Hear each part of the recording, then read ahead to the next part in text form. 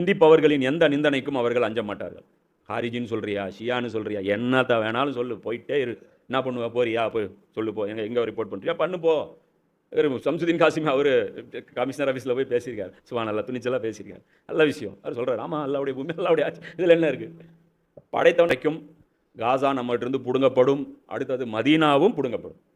அந்த ஹதீஸ்களில் முன்னறிவிப்புகள்லாம் இருக்குது. அதெல்லாம் என்ன இருக்குது? கிரேட்டர் இஸ்ரேல் எங்கே வரைக்கும் போகும்?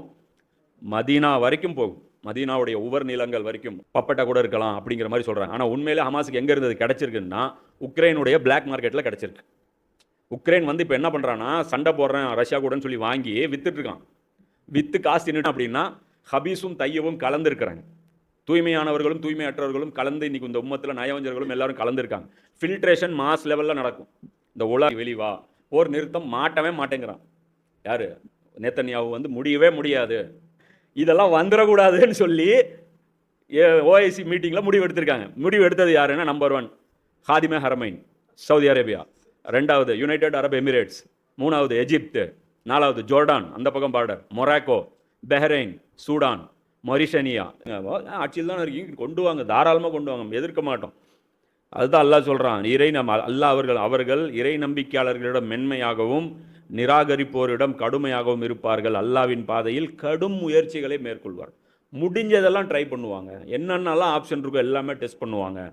நிந்திப்பவர்களின் எந்த நிந்தனைக்கும் அவர்கள் அஞ்ச மாட்டார்கள். ஹாரிஜின்னு சொல்கிறியா, ஷியான்னு சொல்கிறியா, என்னத்த வேணாலும் சொல்லு, போயிட்டே இரு. என்ன பண்ணுவ, போறியா, போய் சொல்லு, போ, எங்கே ரிப்போர்ட் பண்ணுறியா பண்ணு, போ. சம்சுதீன் காசிமி அவர் கமிஷனர் ஆஃபீஸில் போய் பேசியிருக்காரு. சுபானல்லா, துணிச்சலாக பேசியிருக்காரு. நல்ல விஷயம். அவர் சொல்கிறார், ஆமாம், அல்லாவுடைய பூமி, அல்லாவுடைய ஆட்சி, இதில் என்ன இருக்குது? படைத்தவன் அறிய மாட்டானா? நீங்கள் கேளுங்க, ஒரு ஆள்கிட்ட போய், ஒரு நான் முஸ்லீம்கிட்ட போய், இந்த கடலை டிசைன் பண்ண ஒருத்தன் உன் வீட்டுக்கு இன்டீரியர் டெக்கரேஷன் பண்ணி கொடுக்குறேன்ட்டு சொல்கிறான், அதுக்கு உனக்கு வேணுமான்னு கேளுங்க. இந்த கடலை டிசைன், இந்த சூரியனை படைச்ச ஒருத்தன் ஃப்ளைட்டை டிசைன் பண்ணி தர்றான், வேணுமா வேண்டாமான்னு கேளுங்க. ஆப்ஷன் கொடுங்க. என்ன சொல்லுவான்? என்ன பர்ஃபெக்ஷனாக இருக்குது சூரியனு, அப்போ ஃப்ளைட் எவ்வளோ பர்ஃபெக்ஷனாக இருக்கும், என்ன எனர்ஜி எஃபிஷியன்சி, எத்தனை நாளாக வந்து பெட்ரோல் இல்லாமல் எரியுது, என்ன எத்தனை நாளாக வெளிச்சம் கொடுக்குது, எவ்வளோ அக்யூரஸியாக வருது, எவ்வளோ அக்யூரஸியாக போகுது, இத்தனை மணிக்கு மறையுது, வருதுன்னா வருது. இவன் பிளான் பண்ணி கொடுத்த ஒரு வாழ்க்கை நெறி எப்படி இருக்குன்னு எல்லாரும் எப்படி சிலிர்த்து போய் பேசுவாங்க. அதை நம்ம மறைச்சி வச்சுட்டு, அதை மைனஸ்ன்னு நினச்சி வச்சுட்டு நம்ம வந்து நம்ம இருக்கும்போது எப்படி இருக்கும் ப்ரெசென்ட் பண்ண நம்மளே, அதான் சொல்கிறேன், நம்மளே தப்பாக நினச்சிக்கிறோம். நிந்திப்பா, அதான் ரசூலா சொல்கிறாங்க, குரானை கேலிக்குறி தான் நினைக்கிறேன். குரானை எடுத்து வாதம் வச்சா எடுபடாதுன்னு நினைக்கிறாங்க நம்முடைய மக்கள். குரானை தூக்கி மதசார்பின்மை நோக்கி போகிறாங்க.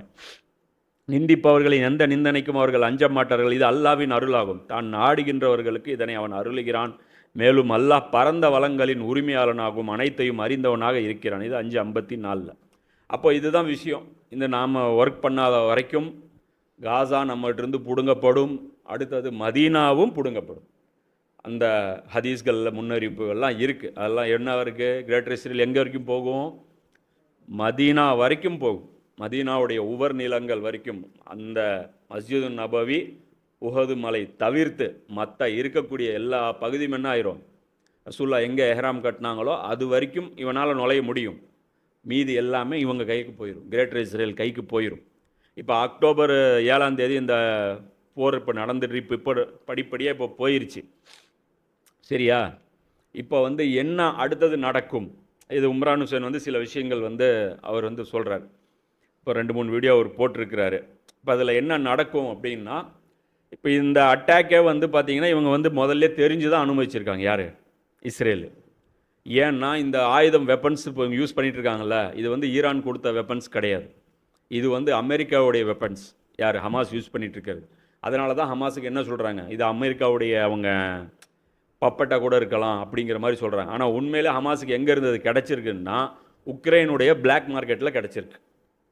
உக்ரைன் வந்து இப்போ என்ன பண்ணுறான்னா, சண்டை போடுறேன் ரஷ்யா கூடன்னு சொல்லி வாங்கி விற்றுட்ருக்கான், விற்று காசு தின்னுட்டுருக்கிறான். அதுதான் ஊழல். பெருசாக தமிழ் பொக்கிஷத்தில் கூட நிறைய வீடியோ போட்டிருக்காங்க.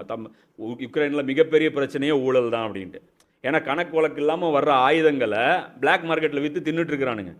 அதை ஹமாஸ் என்ன பண்ணியிருக்கு? வாங்கியிருக்கு. அவங்க ஃபண்டை வச்சுக்கிட்டு அவங்க வாங்கியிருக்காங்க. இப்போ வச்சிருக்கிற யூஸ் பண்ணுறது எல்லாமே அமெரிக்காவுடைய வெப்பன்ஸ் தான். அப்போ அது உள்ளே வரும்போதே அவங்களுக்கு தெரிஞ்சிருக்கு. இவர் சொல்கிறார் இம்ரான் ஹுசைன், மொசாட்டுக்கு தெரியாமல் இவ்வளோ பெரிய டிரான்ஸ்போர்ட்டு நடந்திருக்க வாய்ப்பே கிடையாது. ஏன்னா ஒரு துப்பாக்கியை பாக்கெட்டில் போட்டு வர்றதுக்கு. அப்புறம் ஒரு வீடியோ காட்டுறாங்க ஹமாஸ். இப்போ என்ன காட்டுறாங்க, ஒரு ஸ்க்ரீன் அப்படி எடுக்கிறாங்க, அவ்வளோ மிசைலு, ஆயிரக்கணக்கான மிசைல் குவிச்சு வச்சுருக்காங்க, உங்களுக்காக தயாராக பண்ணி வச்சுருக்காங்க. இவ்வளோ மிசைல் வர்ற வரைக்கும் அவங்க எப்படி பார்த்துட்டு இருந்தாங்க? பார்டரை கிராஸ் பண்ணி ஒருத்தன் போக முடியாது. டனல்ஸ்லேருந்து அத்தனை கொண்டு போயிருக்காங்கன்னா எல்லாமே அவங்களுக்கு தெரியும். அந்த அன்னைக்கு அவ்வளோ பெரிய அட்டாக் நடக்குங்கிறதும் அவங்களுக்கு தெரியும். அதே மாதிரி தான் இவங்க ஃபால்ஸ் ஃப்ளாக், இவங்களுடைய ஆப்ஷனே என்னென்னா இதுதான். இவங்களுடைய பிளான் என்ன? முஸ்லீம்கள் அங்கே ஒரு முஸ்லீம் இருக்கிறதும் டேஞ்சர் தான். அதான் அங்கே சொல்கிறாங்கல்ல, அல்லாவும் நீயும் போய் சண்டை போடுங்கன்ட்டு. அங்கே இருக்கிற ஜப்பார்கள் எல்லாமே என்ன பண்ணணும்? வெளியேற்றணும். உயிருக்கு பயப்படாத அங்கே இருக்கக்கூடிய மக்கள் இருக்காங்க இல்லையா, அந்த மக்கள் ஃபுல்லாகவே துடை தெரியப்படணும். அதனால தான் இந்த பிளானும் நடக்குது. ஆரம்பத்தில் நானும் சொன்னேன், நான் வந்து அந்த போகிற அந்த சுச்சுவேஷன் பார்த்துட்டு இம்ரான் ஹுசேன் ஒரு வீடியோ போட்டிருந்தார். அவர் என்ன சொன்னார், இது வந்து காசாவுக்கு வச்ச செக் கிடையாது, ஈரானுக்கு வச்ச செக்கு அப்படின்னாரு. நான் வந்து இல்லை, அவர் தப்பாக சொல்கிறாரு, இது காசாவுக்கு தான் வச்சுருக்காங்க. ஏன்னா பாதி காசா இப்படி க்ளீன் பண்ண சொல்கிறாங்க அவங்க. எங்கேருந்து சவுத்து இருந்து அப்படியே கீழே வந்துருங்க, பாதி காசா இங்கே வந்துருங்கன்ற மீனிங் என்ன? இங்கேருந்து அடுத்தது தள்ள போகிறாங்க. அப்போ அப்போயே பார்த்துட்டேன் நான். மற்ற நியூஸ்லாம் பார்த்தேன், சினாயில் வந்து மிகப்பெரிய ஒரு கட்டடங்கள், அந்த அகதிகள் முகாம் வந்து கட்டிகிட்ருக்கிறான். ஆல்ரெடி கட்டிகிட்ருக்கான், 2 வருஷமாக கன்ஸ்ட்ரக்ஷன் நடந்துகிட்ருக்கு. இவங்க வந்தால் தங்க வைக்கிறதுக்கு எகிப்துடைய அந்த தூர் சினா மலையில் இவங்க எங்கே திரிஞ்சாங்களோ பனி இஸ்ரேல்கள், அந்த இடத்துல கொண்டாந்து முஸ்லீம்களை டம்ப் பண்ணுறது பிளானு. அது இப்போ வச்சுருக்கான். ஆனால் இப்போ வந்து கொடுக்க மாட்டான். இப்போ கடைசியாக என்ன பண்ணுவான், அகதிகள்லாம் வர்றாங்க நான் அரவணைக்கிறேங்கிற பேரில் எகிப்து என்ன பண்ணுவான், கடைசியாக திறந்து விட்டு அந்த இடத்துல உள்ளே விட்டுருவான். ஆனால் போனால் மறுபடியும் வர முடியாது, ஒன் சைடு தான். அந்த பக்கம் மறுபடியும் பாலஸ்தீனுக்கு போகவே முடியாது. இதுதான் அவங்களோட பிளானாக இருக்கும்னா இப்போ 2வது வீடியோ அவர் போட்டிருக்கார். அவர் என்ன சொல்கிறாரு, அதுதான் உங்களோட பிளானு ஃபுல். ஆமாம், அது வந்து பழைய வந்து நான் சொன்ன தப்பு, அதை நான் வாபஸ் வாங்குகிறேன். அந்த ஸ்டேட்மெண்ட்டு தப்பு. அது ஈரானுக்கு வச்ச செக்கு மாதிரி தெரியல. இது காசா வந்து அவங்க சுத்தம் பண்ணுறாங்க. இது காசாவோட நிற்காது, வெஸ்ட் பேங்க்கும் காலி பண்ணுவாங்க. வெஸ்ட் பேங்க் இப்போவே அரெஸ்ட்டு, கண்டபடி அரெஸ்ட் நடக்குது. 10 பேரை ரிலீஸ் பண்ணால் 20 பேரை அரெஸ்ட் பண்ணுறான். ஒன்றும் பண்ண முடியல, புரியுதுங்களா? இவர் எல்லோரும் தப்பாக நினைக்கிறாங்க. முஸ்லீம்கள் எல்லோரும் என்ன நினைக்கிறாங்க, ஒரு கற்பனை இதில் இருக்காங்க. இவர் கூட சொல்கிறாரு, சம்சுதீன் காசுமி, அவர் என்ன சொல்கிறார், விரைவில் ஒரு நற்செய்தி எதிர்பாருங்கள் அப்படிங்கிற. கண்டிப்பாக நற்செய்தியெல்லாம் இந்த சமுதாயத்துக்கு இப்போதைக்கு கிடையாது. இப்போதைக்கு எல்லாமே பேட் நியூஸஸ் தான் தொடர்ச்சியாக வரும். ஏன் அப்படின்னா ஹபீஸும் தையவும் கலந்துருக்கிறாங்க. தூய்மையானவர்களும் தூய்மையற்றவர்களும் கலந்து இன்றைக்கி இந்த உம்மத்தில் நயவஞ்சர்களும் எல்லாரும் கலந்துருக்காங்க. ஃபில்ட்ரேஷன் மாஸ் லெவலில் நடக்கும். இந்த உலகமே 2 பிரிவாக எல்லாம் பிரிச்சுருவோம். எல்லாம் குரானில் சொல்கிறான்ல, நீங்கள் இப்படியே கலந்திருக்கும் நிலையில் உங்களை நான் வைத்திருக்க மாட்டேன், உங்களை பிரிச்சிருவேன். அது பிரிச்சிரும், கொள்கை வந்து பிரித்து விட்டுரும். இவங்களுடைய ஆதி காலத்து பிளான் இது, இஸ்ரேல் வந்து எக்ஸ்பென்ஷன் பண்ணுறதுங்கிறது. இவங்களுக்கே முஸ்லீம்களை வெளியேற்றுறதுக்கு ஒரு சாக்கு தேவைப்பட்டுச்சு. அப்போ அந்த சாக்கு இவங்க என்ன பண்ணாங்க, இஸ்ரேல் அவங்க பிளாக் மார்க்கெட்லேருந்து உக்ரைனில் வாங்குறாங்க, கண்டுக்கல, அடிக்க ட்ரை பண்ணிட்டாங்க, தெரியும் டார்கெட் எதுங்கிறதும் தெரியும், 1000 பேர் சாவாங்கன்னு தெரியும், விட்டுட்டாங்க. அந்த அன்னைக்கு பாருங்கள், புல்டோசர் வச்சு பார்டரை வந்து உடைக்கிறாங்க. எது? Israel border. புல்டோசரை வச்சு எந்த பார்டராவது உடைக்கணும். அப்போ கூட எனக்கு பயங்கரமாக டவுட்டு, புல்டோசர் வச்சு எப்படிங்க? ஏன் டேங்கெல்லாம் வச்சு அடிச்சுட்டு போனால் கூட பரவாயில்ல, சாதாரண ஜேசிபி எடுத்துகிட்டு போய் ஒரு நாட்டுடைய பார்டரே வந்து, அதுவும் வேர்ல்டுலேயே ரொம்ப சென்சிட்டிவான ஒரு பார்டரை டெஸ்ட்ராய் பண்ணுறதுக்கு அவன் இஸ்ரேல் வந்து வேடிக்கை பார்த்துட்டு இருக்கிறான்னா, உள்ளே போய் அவங்க பேராகிளைடிங்கில் இறங்குறாங்க. அயரண்டும் வந்து அவ்வளோ ஒரு 400-500 கிலோமீட்டர் ஸ்பீடில் போகிற மிசைல் அடிக்கிறான். இவங்க வந்து 10 கிலோமீட்டர் ஸ்பீடில் போகிற அந்த பேராசூட்டில் போய் இறங்குறாங்க. உள்ளே சும்மா அந்த பலூனை சுட்டாலே போதும், தொப்புன்னு விழுந்துருவான். அவ்வளோ பெரிய அந்த பேராசூட்டை அந்த பலூனை சுட்டாலே போதும், பேராகிளைடிங்கில் போய் இறங்குறாங்க, பிடிச்சிட்டு போகிறாங்க. அப்போ உலக மக்களுக்கு ஒரு ஸ்ட்ராங்கான ஒரு சிம்பத்தி கிரியேட் பண்ணுங்கிறதுக்காக அவங்க விட்டுட்டு இப்போ எவ்வளோ அடிக்கிறாங்க. காசாவை என்ன சொல்கிறாங்க, பாதி வெளிவா, போர் நிறுத்தம் மாட்டவே மாட்டேங்கிறான். யார்? நேத்தன்யாவு வந்து முடியவே முடியாது, பண்ணியே ஆகணும். இது முதல்ல நம்ம எல்லாருமே எக்ஸ்பெக்ட் பண்ணதான். இம்ரான் ஹுசேன் 4 வருஷத்துக்கு முன்னாடியே சொன்னார், ஜோ பைடன் வரும்போது கண்டிப்பாக இவன் ஏதோ ஒரு பெரிய போர் முசீபத்து இழுத்து விட்டு தான் போவான். இவன் வந்து நல்ல காலத்தில் அவ்வளோ சீக்கிரம் போகிற ஆள் கிடையாது, இவன் சண்டைக்குன்னே ஃபேமஸ்ஸு. அந்த காலத்திலேருந்து எல்லா போர்களும் வியட்நாம் போர்லேருந்து ஆப்கானிஸ்தான் போர்லேருந்து எல்லா போருமே வந்து இவன் தான் ஸ்கெட்சு போட்டவன். இவன் சாதாரண சைத்தான் கிடையாது, மிகப்பெரிய சைத்தான். அப்படி அப்போ அதுதான் வந்து இவங்க அப்போ கடைசியாக இப்போ இங்கே என்ன பண்ணுறோம், சினாய் பகுதியில் இது பண்ணிட்டாங்க. இது வந்து ஆப்ரஹாம் அக்கார்டுன்னு சொல்லி 2 வருஷத்துக்கு முன்னாடி போட்டாங்க பாருங்கள் ஒப்பந்தம். அதுலேயே இது எல்லாமே இருக்குது. நாங்கள் அடிக்கிற மாதிரி அடிப்போம், நீங்கள் அழுகுற மாதிரி அழுவணும். இப்போ ஓஐசி மீட்டிங் வந்து நடந்திருக்கு நவம்பர் 11ஆம் தேதி. என்ன சரவணன் பரமானந்தம் அந்த அந்த நியூஸ் பேப்பர் கட்டிங் கூட போட்டிருக்காரு. நானும் இன்ஷால்லா வீடியோவில் அதை அப்லோட் பண்ணிடுவோம்.